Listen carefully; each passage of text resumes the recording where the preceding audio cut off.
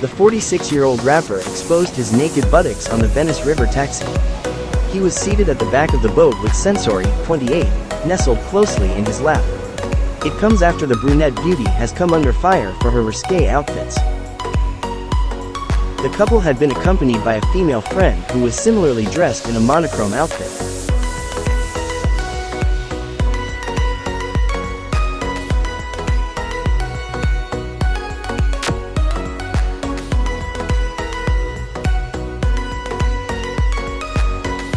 Has Kanye gone too far, and should he be cancelled in all of his business ventures? Comment your thoughts down, I'll comment back in a while. Thanks.